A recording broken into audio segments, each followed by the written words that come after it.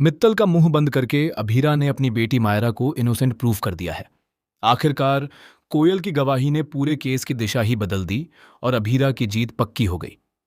यह रिश्ता क्या कहलाता है का आने वाला ट्रैक इतना ज्यादा धमाकेदार और शॉकिंग होने वाला है कि दर्शक अपनी सीट से हिल नहीं पाएंगे।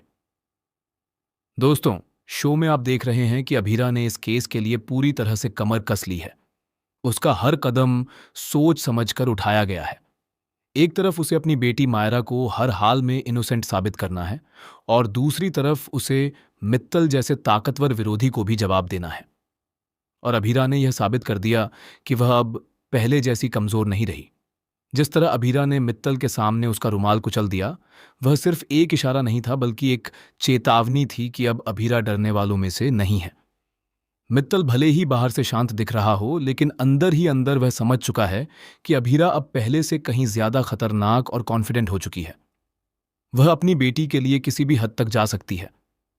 अभीरा का सिर्फ एक ही मकसद है, अपनी बेटी मायरा को पूरी दुनिया के सामने इनोसेंट साबित करना और उसे फिर से अपनी जिंदगी में वापस लाना। उसके दिल में डर है कि अगर इस बार उसने अपनी बेटी को खो दिया तो यह दूरी हमेशा के लिए बन जाएगी। मायरा भी पूरी तरह अपनी मां पर भरोसा कर रही है। उसका विश्वास अडिग है। उसका दिल कहता है कि उसकी मां कभी गलत नहीं हो सकती।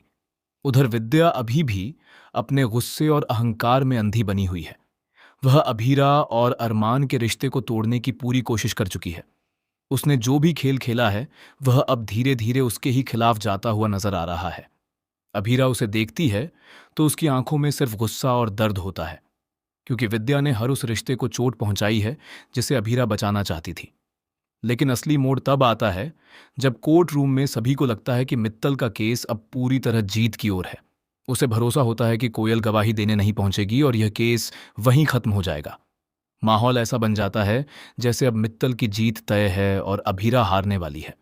लेकिन तभी होता है सबसे बड़ा और शॉकिंग ट्विस्ट। आखिरी पल में कोयल कोर्ट रूम में एंट्री करती है। पूरा माहौल बदल जाता है।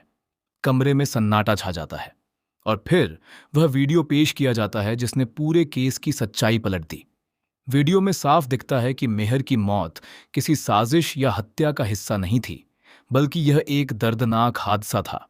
और सबसे बड़ा खुलासा यह होता है कि मायरा का इसमें कोई भी हाथ नहीं था। जैसे ही यह सच सामने आता है, कोर्ट रूम में मौजूद हर इंसान चौंक जाता है। मित्तल का आत्मविश्वास टूटने लगता है और उसकी चालाकी धरी की धरी रह जाती है। कोयल की गवाही आखिरी और निर्णायक साबित होती है और फिर मायरा को पूरी तरह इनोसेंट घोषित कर दिया जाता है। यह सिर्फ एक केस की जीत नहीं होती, यह एक मां और बेटी के रिश्ते की जीत होती है। अभीरा की मेहनत, उसका दर्द और उसका संघर्ष, सब कुछ इस एक पल में सफल हो जाता है।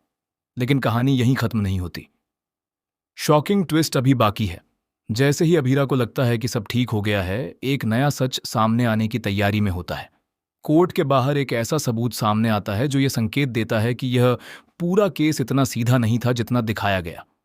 कोई है जो पर्दे के पीछे बैठकर अभीरा, मायरा और अरमान की जिंदगी को फिर से हिला सकता है। और सबसे बड़ा सवाल यही उठता है, क्या कोयल की गवाही पूरी सच्चाई थी या फिर इसके पीछे भी कोई छुपा हुआ खेल था? उधर अरमान भी अब एक बड़े मोड़ पर खड़ा है। उसे अपनी मां विद्या और अपने परिवार के बीच किसी एक को चुनना होगा।